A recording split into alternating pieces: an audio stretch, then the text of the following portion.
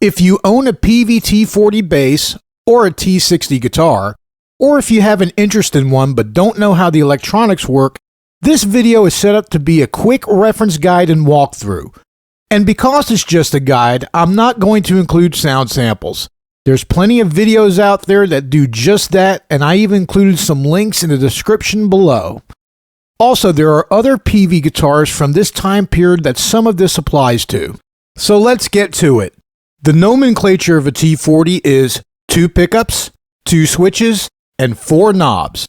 The first switch is a pickup selector. Up is neck pickup, middle is both pickups, and down is bridge pickup. Pretty easy. Next are the 4 knobs. A volume and tone pair for the neck pickup, and a volume and tone pair for the bridge pickup. An important thing to know is that each pickup volume and tone combination is on its own independent circuit. Another thing to know is that each volume control has a capacitor on it. On the T-40 bass, it is this value, while on the T-60 guitar, it is this value. This is a treble bleed function, and its purpose is to maintain high end while rolling down the volume. Because of this, coupled with the independent circuits of each pickup, I look at the pairings of being more like fader controls on a mixing board rather than being guitar controls. The tone controls also have capacitors that help serve another function.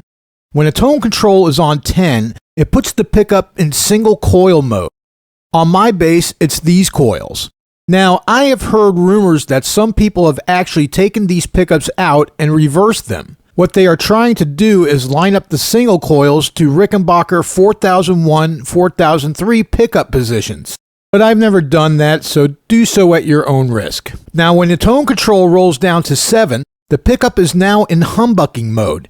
And because each pickup is on its own circuit, you can mix and match single coil and humbucking with each pickup for interesting combinations. From 7 down to 1, each tone control becomes a normal tone control just like on any other bass or guitar. Finally, we get to the phase switch, which puts the pickups out of phase with each other. However, this phase switch is very important for the T-40's tone shaping capabilities. What usually happens when somebody gets a T-40 or a T-60 guitar, they have all the knobs on 10, they engage the phase switch, they hear this nasally tone like a bad connection on a 1930s telephone, and they disregard it as useless. But there are 2 very important aspects about the phase switch. The first one to remember is the bridge coil swap. When I solo the bridge pickup in normal operation, this coil is operating on my bass when the tone is at 10. But because the other pickup is silent with nothing to cancel it, when I engage the phase switch, it swaps the coil from this one to this one, and it keeps everything full. This feature is probably more useful for T-60 guitar players, especially the country chicken pickers. However, this is very important for the second aspect of the T-40 phase switch.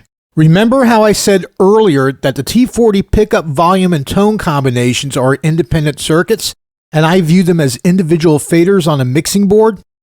That's because when you start backing down on any volume, even just a tiny smidge while the phase switch is engaged, all the fullness comes right back in, but this time I can mix and match tones using this bridge pickup coil instead of this one. And there are some combinations I've come up with where it is noticeably different. And there you have it. That's the basic gist of the Peavey T-40 and T-60 guitar electronics. If you have something to add, please leave a comment below. Don't forget to like this video and subscribe to my channel. Thank you very much for watching.